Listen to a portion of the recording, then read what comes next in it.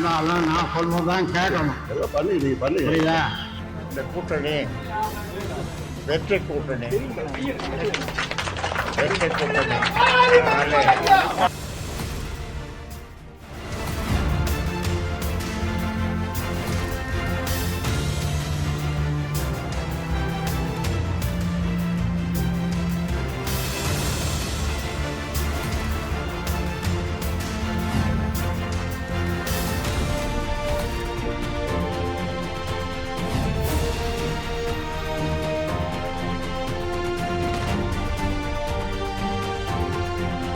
ஒத்தைக்கு ஒத்தையாவா ஒரு கை பார்த்திடுவோம் என மகனுடன் மல்லுக்கு நின்று அதிரடித்து வந்த ராமதாஸ் இன்று மூவர் பிடியில் சிக்கி அரசியலும் கட்சியிலும் தனித்து விடப்பட்டிருப்பதும், இறுதியில் சசிகலாவுடன் கூட்டணி வைத்து மகளின் ஆதரவையும் இழந்து தனி மரமாக நிற்கிறார் என சொல்லப்படுவதும் தான் தைலாபுரம் தோட்டத்து திகுதிகு.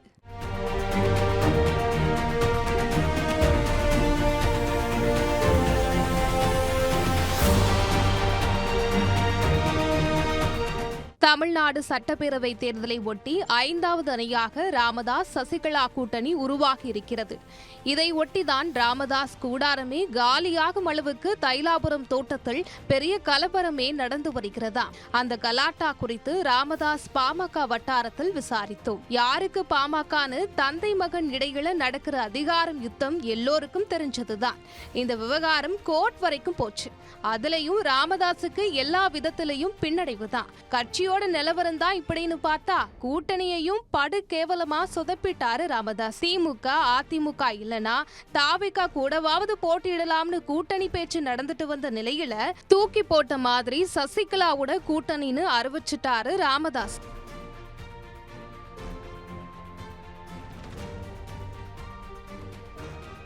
இதுல ராமதாஸ சுத்தி இருக்கிற 3 பேரை தவிர மற்ற யாருக்குமே விருப்பம் இல்ல. அன்பழகன், பரந்தாமன், ராமதாஸின் தோழி ஆகியோர் தான் அந்த 3 பேர். ராமதாஸுக்கு அன்புமணி மேல இருக்கிற கோபத்தை நெருப்பு மாதிரி தூண்டிவிட்டு கொண்டே இருக்கும் அவர்கள் நாங்க சொல்றதுதான் சரின்னு ராமதாஸ நம்ப வைக்கிறாங்க. அப்படிதான் திருமா இருக்கிற வரைக்கும் திமுகவுல இடம் கிடையாது, அன்புமணி இருக்கிற கூட்டணிக்கு நாம எப்படி போறது, சின்ன பிள்ளையான விஜயோட தலைமையை ஏத்துக்கிட்டா ஐயாவோட கௌரவம் என்ன ஆகிறது என்றெல்லாம் பேசி பாமகவோட தலைமை நிர்வாகிகளுக்கே சொல்லாம சசிகலாவோட கூட்டணியை உறுதிப்படுத்திட்டாங்க.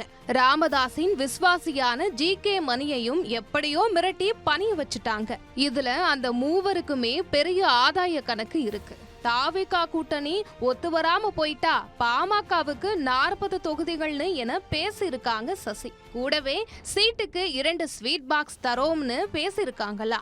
அந்த ஸ்வீட் பாக்ஸ் ஒவ்வொன்னுத்தலையும் 25 லட்டு கப்பம் கேட்கிற தோழி தரப்பு, ஆளும் தரப்பு கூடவும் டீல் பேசியிருக்காங்க. ராமதாஸ் நல்லபடியா இருந்து சந்திக்கிற கடைசி தேர்தல் இதுவாக கூட இருக்கலாம் அப்படிங்கறதெல்லாம் அவரை வச்சு ஒரு சுருட்டி செட்டில் ஆகிடணும்னு அந்த மூவர் தரப்பும் நினைக்குது.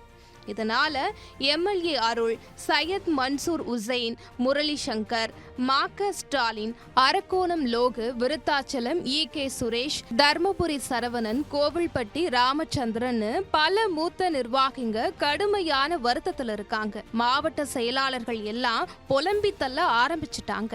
இந்த விஷயங்களை எல்லாம் கேள்விப்பட்ட ஸ்ரீகாந்தி எல்லார் முன்னாடியும் டாக்டர் ராமதாஸ் கிட்ட கொதிச்சுட்டாங்களாம்.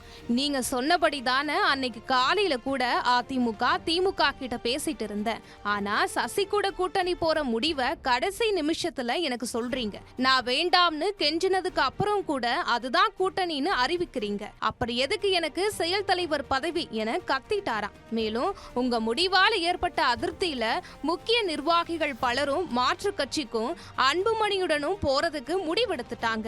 நீங்க இதை சரி பண்ணலன்னா நம்ம பாமக காணாம போயிடும் எனவும் சொல்லி வருத்தப்பட்டிருக்காங்க.